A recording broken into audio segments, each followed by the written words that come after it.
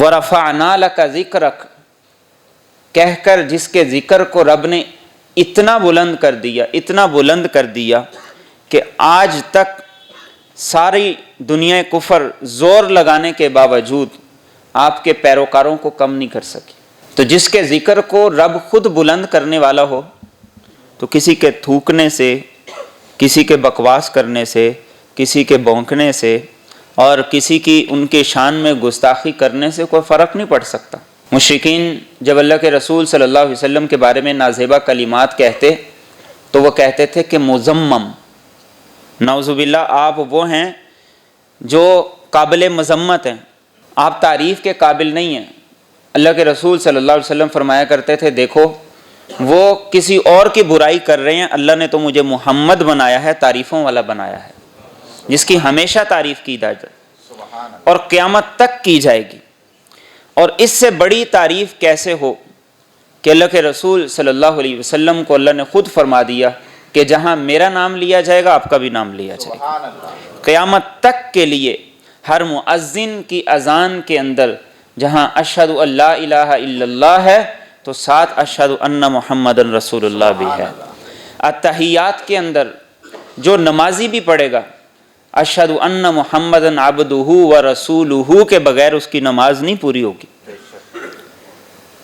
تو جس نبی کی شان یہ ہو، جس کا مقام یہ ہو کہ جس کا دفاع خود رب کرے، ہر نبی اپنی قوم کے مقابلے میں اپنا دفاع کرتا تھا۔ نوح علیہ السلام کو اس کی قوم نے کہا تھا کہ لگتا ہے کہ تم گمراہ ہو گئے ہو، راستے سے بھٹک گئے ہو۔ تو انہوں نے کیا کہا تھا؟ قال یا قوم لیس بی ضلالہ، میں گمراہ نہیں ہوا ہوں، میں راستے سے نہیں بھٹکا ہوں۔ ہود علیہ السلام کو ان کی قوم نے یہ کہا تھا انا لنراک فی سفاہہ، ہم تو سمجھتے ہیں تم بے وقوف ہو۔ تو انہوں نے کہا تھا نہیں، یا قوم لیس بی سفاہہ، میں بے وقوف نہیں ہوں۔ ہر نبی نے اپنا دفاع خود کیا ہے، لیکن میرے اور آپ کے نبی کو اپنے دفاع کی ضرورت نہیں پڑی۔ لوگوں نے کہا کہ آپ مجنون ہیں تو اللہ نے فرمایا ما انت بنعمت ربک بمجنون، تیرے رب کی نعمت کی قسم آپ مجنون نہیں ہیں۔ وہ کہتے تھے آپ گمراہ ہیں تو اللہ نے فرمایا ما ضل صاحبکم وما غوا، نہ آپ بٹکے ہیں نہ گمراہ ہوئے ہیں۔ وہ کہتے تھے کہ آپ باتیں چھپا کے رکھتے ہیں، کہا کہ آپ غیب کے معاملے کے اندر کوئی بخیل اور کنجوس نہیں ہیں۔ وہ کہا کرتے تھے کہ آپ ساحر ہیں، جادوگر ہیں، کاہن ہیں، تو فرمایا کہ ولا بقول کاہن، یہ کسی کاہن کا کلام نہیں ہے۔ تو جہاں جہاں میرے نبی کو دفاع کی ضرورت پڑی تو میرے اور آپ کے رب نے خود دفاع کیا ہے، اور دفاع بھی کیسا مضبوط کیا ہے کہ قرآن کریم کی آیات نے ہمیں کھول کے بتا دیا۔ آخری جو صورتیں ہیں ان میں سے ایک صورت ہے قل یا ایھا الکافرون۔ ہم پڑھتے ہیں قل یا ایھا الکافرون، کیا محبوب صلی اللہ علیہ وسلم آپ یہ کہہ دیجئے کہ اے کافرو، اللہ کی ذات کی توحید ہے تو اعلان کروایا، قل آپ اعلان کیجئے، آپ کہہ دیجئے۔ اس کے بعد سورت نصر ہے اذا جاء نصر اللہ والفتح، اس کے بعد آگے ہے تبت یدا ابی لہب وتب، جب ابو لہب نے اللہ کے رسول صلی اللہ علیہ وسلم کی شان میں گستاخی کی تو اللہ نے یہ نہیں کہا کہ آپ اعلان کر دیں تبت یدا ابی لہب وتب، اللہ نے کہا محبوب آپ ہٹ جائیے، اب میں خود اعلان کرتا ہوں تبت یدا ابی لہب وتب۔ یہاں درمیان میں نبی کو واسطہ نہیں بنایا اور یہ بتا دیا کہ نبی کی ذات، نبی کی عزت، نبی کی حرمت، نبی کا مقام یہ وہ چیز ہے کہ ابو لہب جیسا سردار قریش کا چچا اگر وہ بھی اس معاملے کے اندر کوتاہی کرے گا تو ہم اس کے لیے بھی تباہی اور بربادی کو مقدر کر دیں گے۔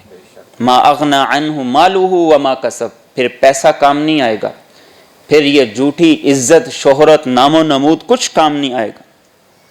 وامرأتہ حمالۃ الحطب، اور فرمایا کہ مرد ہو یا عورت، قریشی ہو یا غیر قریشی، اپنا ہو یا پرایا ہو، خاندان کا ہو غیر خاندان کا ہو، فرمایا جو بھی اس زمرے کے اندر آئے گا اللہ رب العزت اسے تباہ و برباد کرے گا۔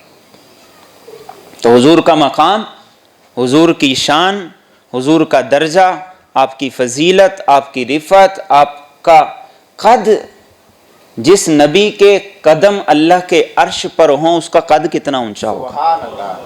تو کیا ضرورت ہے اس نبی کو میرے اور آپ کے دفاع کی، جس کا دفاع رب کرتا ہو، جس کے منکروں پر، جس کی گستاخی کرنے والوں پر لعنت رب بھیجتا ہو، تو اسے کیا ضرورت ہے میرے اور آپ کے دفاع کی۔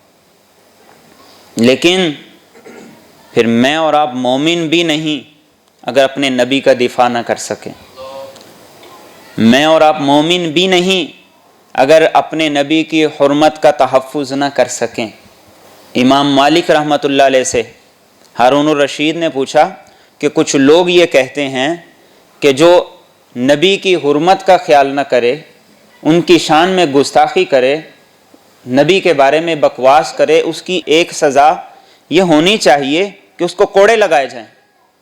امام مالک رحمۃ اللہ علیہ غصے کے اندر آ گئے، جلال کے اندر آ گئے، فرمایا تم کہتے ہو کہ کوڑے لگائے جائیں، میں کہتا ہوں کہ اس امت کو زندہ رہنے کا کوئی حق نہیں جس کے نبی کی توہین کی جائے۔